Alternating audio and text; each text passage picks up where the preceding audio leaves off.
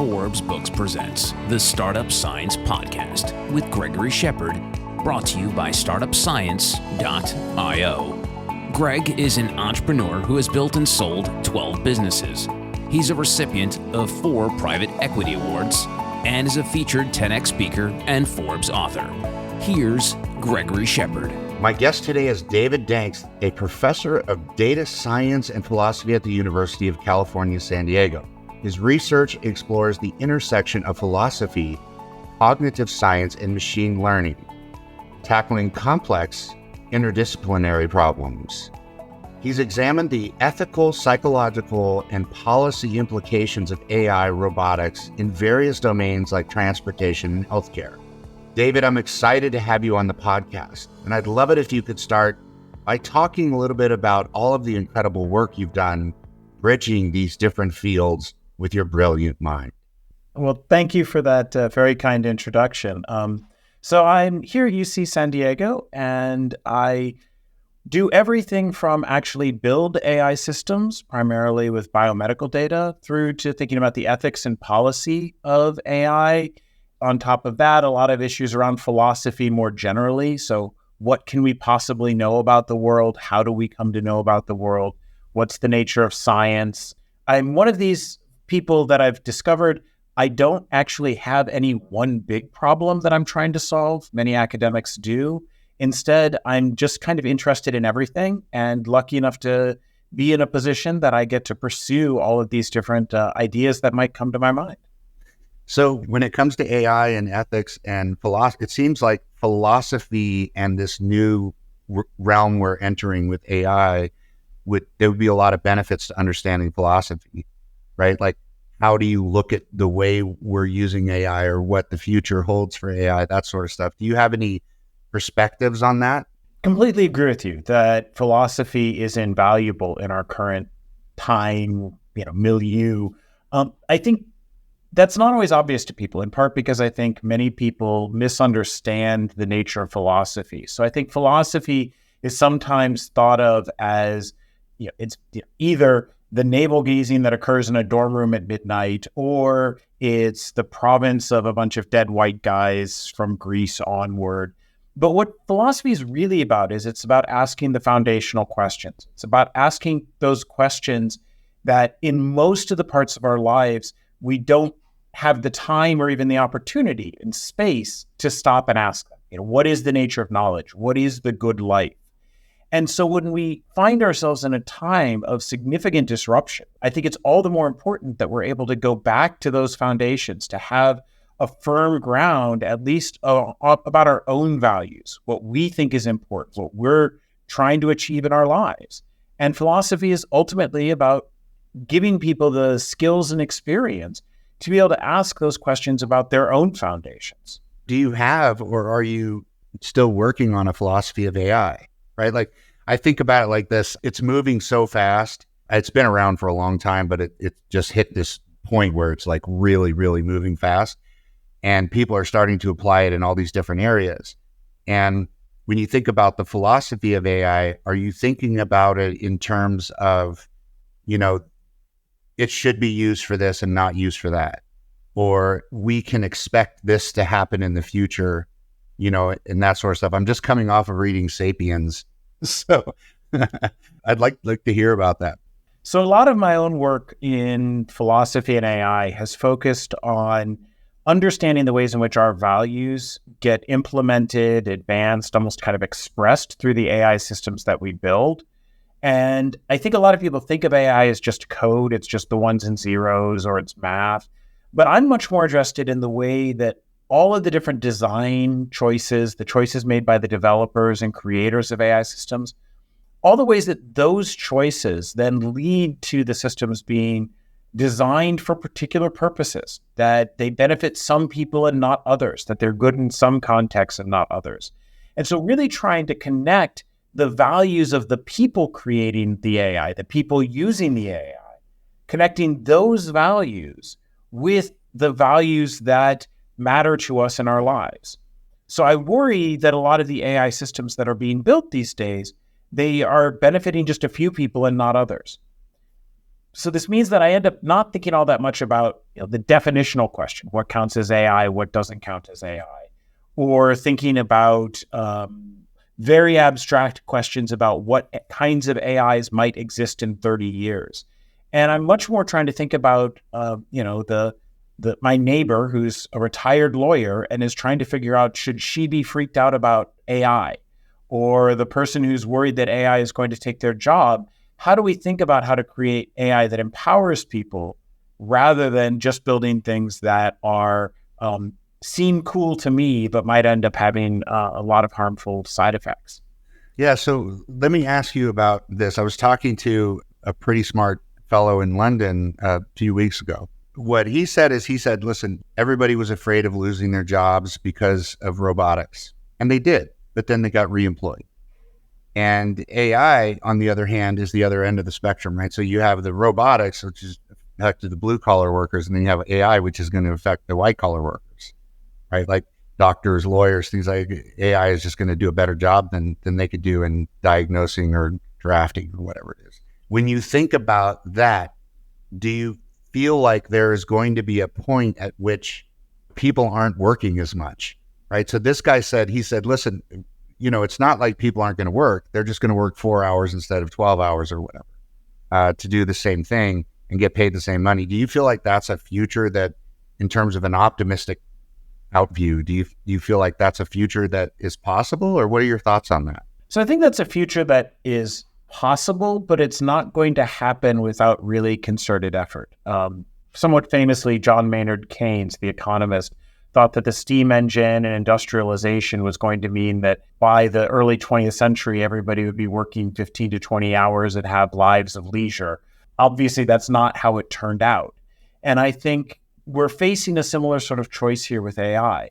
Do we take advantage of the massive productivity gains that we can achieve through AI to reshape in certain ways, quite frankly, our fundamental society? Do we have things like universal basic income that enable people to step away from work and pursue their passions, which for many people, passion is not the same as work? That's the part at which I start to be a little bit less optimistic, because I think right now it's not clear to me that there is the political will, the political direction, the political coherence to be able to get us towards that better future. I think it's possible, but unfortunately not probable. In fact, I worry in many ways that the risks are much more on the downside than on the upside, in the sense that right now, these past technological changes, even robotics, but if we go back earlier to, cars replacing horses and these kinds of things, as you said, people have lost jobs, but they've always been able to get new jobs afterwards. And so the challenge, though, is that there's a period of disruption in the middle. And historically, that's been 10 plus years. It takes a long time for a new technology to come into widespread use, in large part because technologies usually are physical things. So you have to build more of them, right? So it takes time to convert all factories into being primarily run by robots, because we have to build a lot of robots to do that. AI costs almost nothing to duplicate it. And so I think that the speed of adoption can be much faster with AI, which also means the speed of disruption and dislocation of workers is going to be much faster with AI. And I don't know if our society can handle suddenly having 20% unemployment.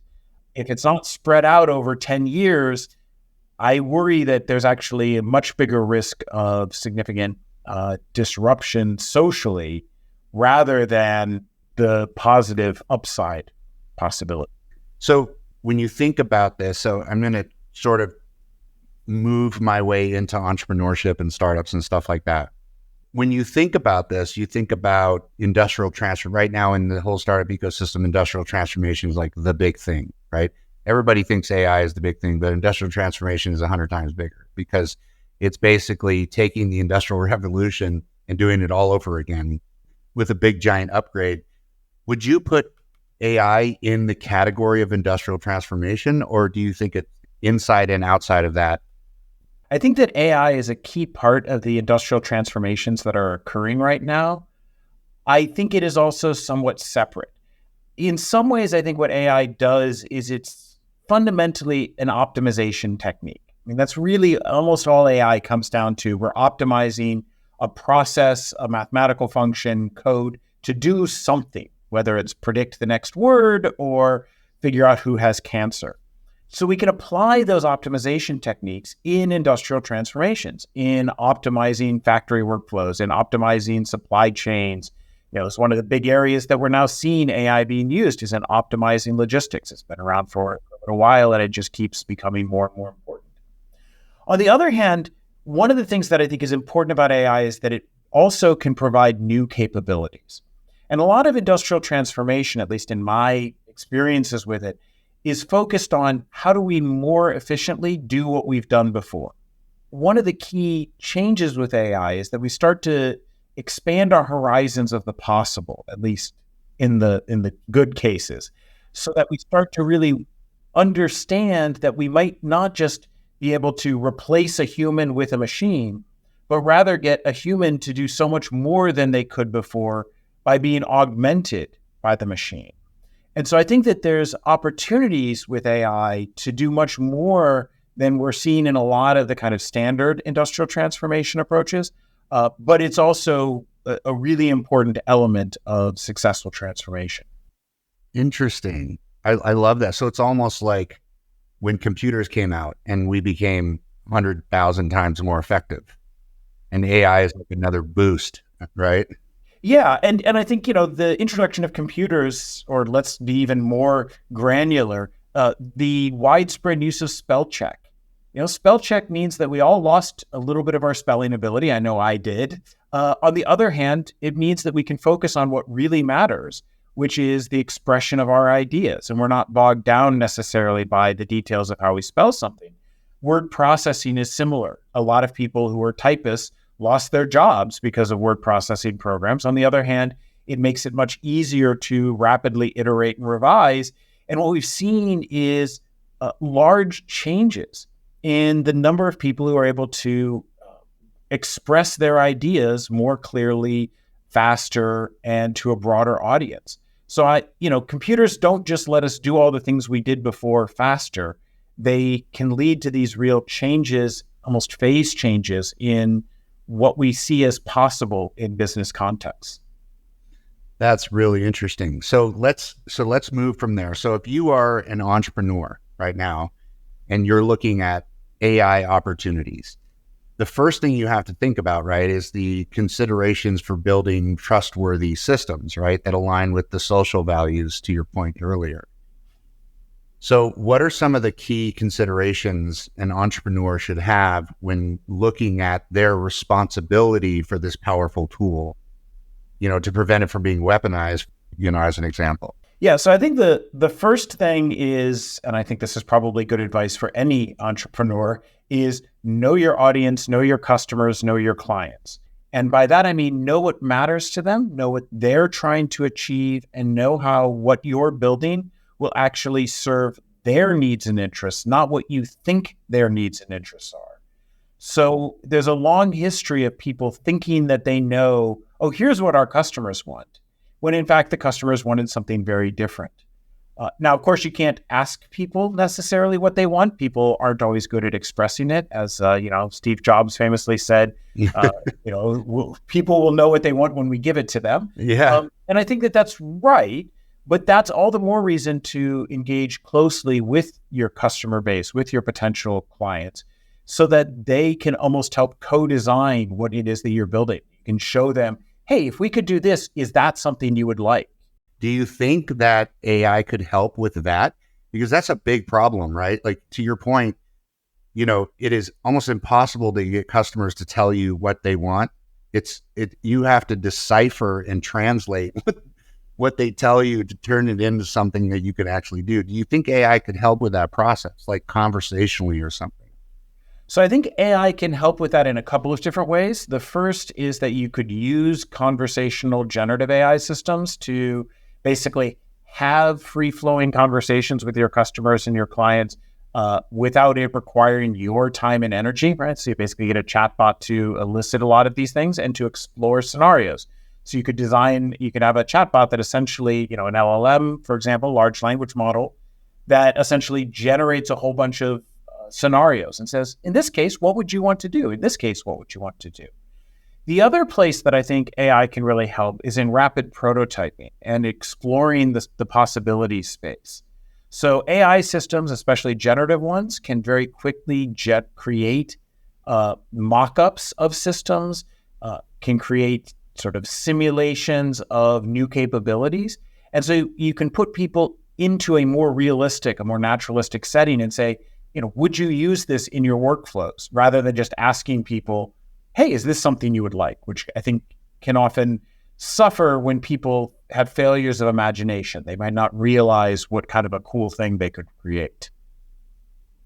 So I wonder what regulations a founder should be cautious of, and how would they figure that out? Because they're passing regulation, right? So if you're building a AI system, is there somewhere you need to go to make sure you're not going to get yourself in trouble for building something that is, using potentially the entire internet for its knowledge base?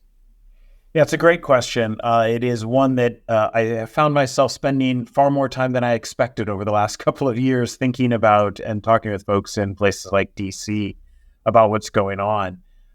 So the first thing that is really important for an entrepreneur to know is that right now we're seeing basically the development of a patchwork approach to AI regulation that depends a lot on where you're located. So the approach to regulation in the United States is very different from the approach in Germany, is very different from the approach in China, is very different from the approach in India, just to name 4 locations. One of the first things is to recognize that just because you've checked all the regulatory boxes to deploy a model in France does not mean that you're going to be on safe ground when it comes to the United States. And the reason I wanted to make sure to call this out is obviously the idea that different nations have different regulations is not anything new. But AI and AI companies are not bound by borders in the usual ways. Yeah. That's a really good point, right? Because it's like free. Exactly. And it's very easy to build out an AI system and suddenly find people around the world using it.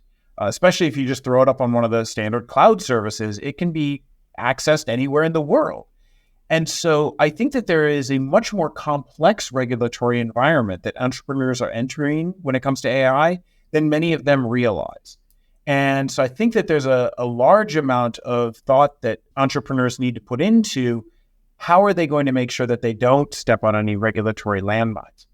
Now, I mentioned the different approaches. Let me just briefly say, for example, in the United States, the regulation of AI is happening in a very sector-specific way.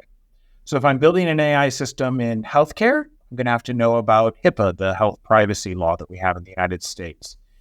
In contrast, if I'm building AI that's going to operate on social media, well, in the United States, social media is largely unregulated, and so there isn't going to be any particular regulation on my AI system.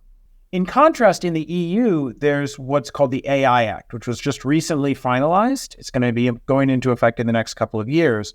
And the EU AI Act is much more focused on AI writ large. It's a sector general kind of regulation that essentially says, if you're going to be using AI systems in high-risk ways or in ways that create systemic risks, so if you're building a generative AI system that's going to be at the foundation of many different models, then there's a whole set of auditing and testing that you have to do before you ever deploy it in the first place.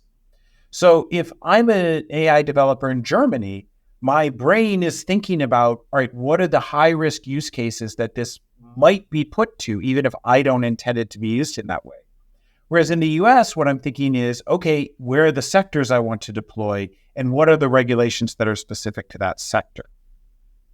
Now, you also asked, I think, a question which is very near and dear to my heart because it's part of how I got into thinking about issues around ethics and technology and ethics and AI in the first place, which is, how should we think about the ways that our algorithms and models might end up being used for purposes that we never intended? Yeah, that's what I'm worried about. And you're right to worry about it. That's part of what drew me into ethics of AI is in part learning that an algorithm I had helped to develop probably was used for purposes that I didn't necessarily agree with. So the first thing to say is that's less of a risk, I think, actually for many entrepreneurs than it is for folks like me in academia. Because entrepreneurs are typically building products, which means that there's going to be a lot of work that goes into translating the algorithm and model into the particular use cases of your customers, your clients, whether those are the businesses or consumers. In contrast, academics, we're much more interested in what is the general algorithm that could be used in many different contexts. Oh, I see. Broad. Exactly. AI is great because it's kind of domain agnostic, right? In general, data science, machine learning, we kind of don't care where the data come from. We're operating on the patterns that we find, and patterns are independent of what they're patterns over. At the same time, obviously, you're going to tune your algorithm to the particular assumptions you can make, the particular features of the problem.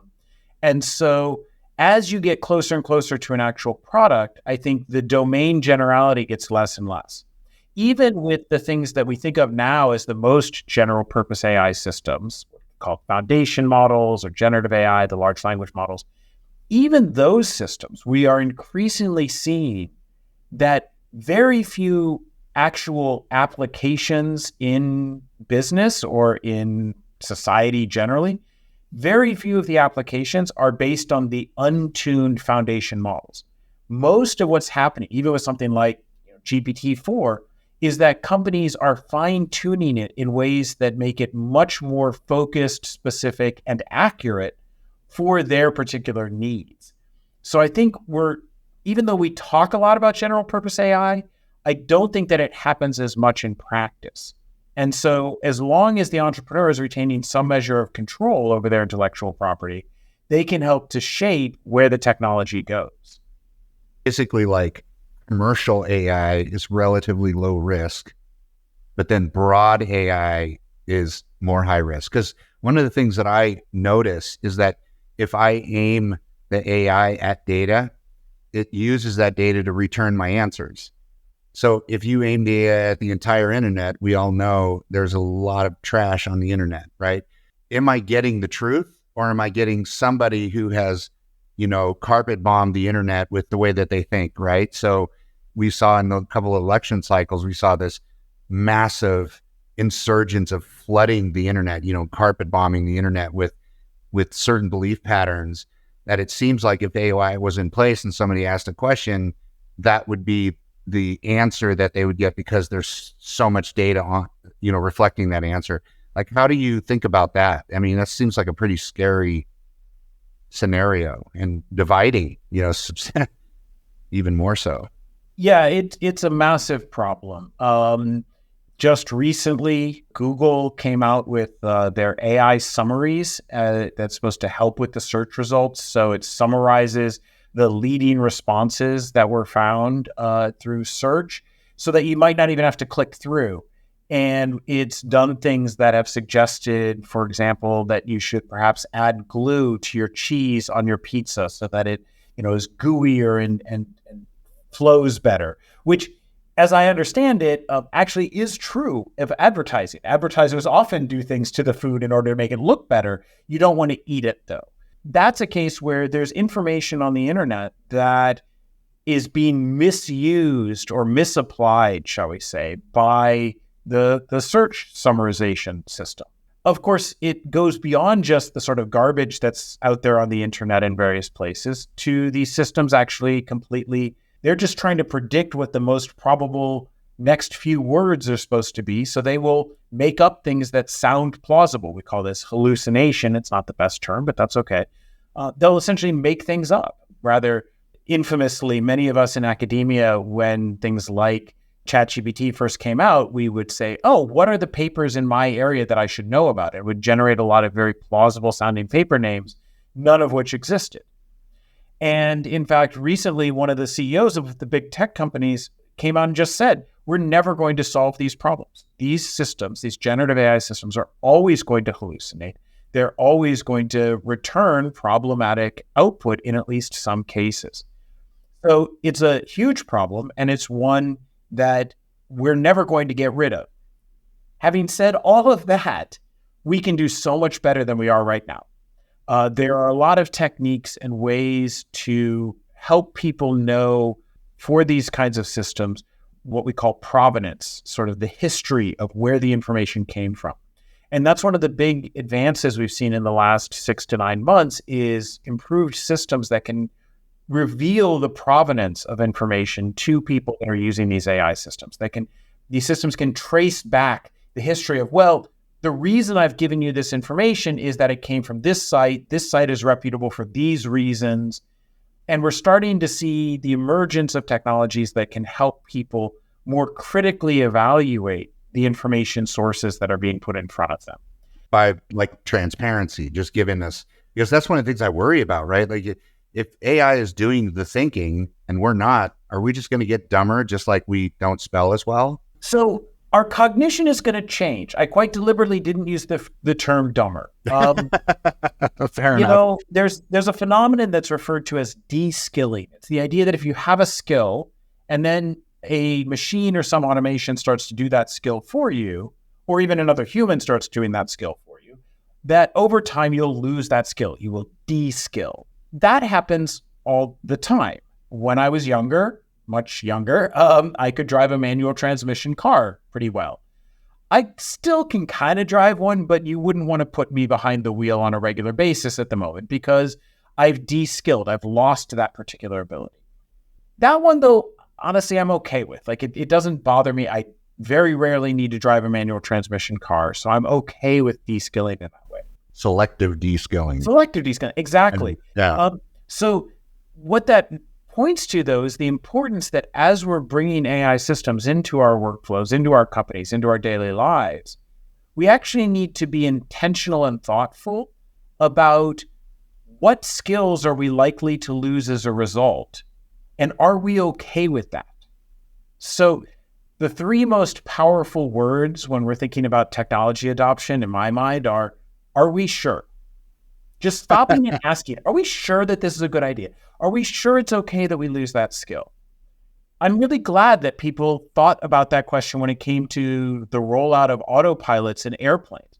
Autopilots can actually land airplanes better than most commercial pilots would be able to. But we don't allow commercial airlines to land on autopilot because we think it's really important that the pilots not de-skill in terms of landing an airplane. Like, that's the one skill they need to make sure to never lose, is to safely land an airplane. And I think that that's emblematic of a discussion and a debate that I worry is not happening right now.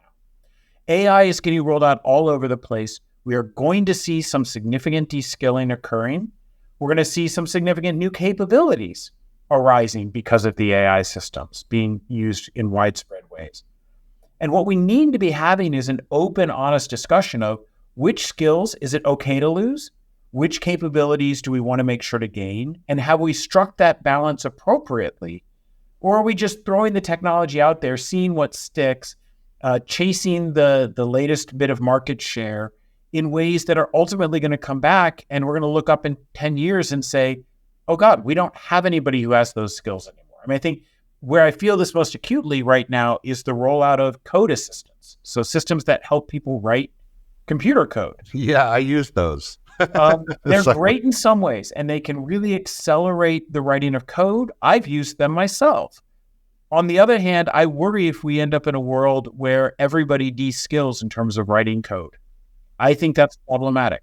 And then you get to the point where the code's writing the code, and then you've got no transparency and nobody knows how to write code anymore. Exactly. All right, David, I want to get into one of your many areas of expertise, and that's time series models. But we'll have to dig into that next time. Also coming up in the next episode of the Startup Science podcast, David Danks shares some valuable advice for founders. So we really are in a place right now that if you want to be able to get ahead, the best advice I would give an entrepreneur is figure out if you have access to data that nobody else has figured out how to use yet. The Startup Science Podcast with Gregory Shepard is brought to you by startupscience.io. Founders can log on to startupscience.io and use code FORBES to get free access. To connect and find out more about Greg, go to gregoryshepard.com. The Startup Science Podcast is a production of Forbes Books.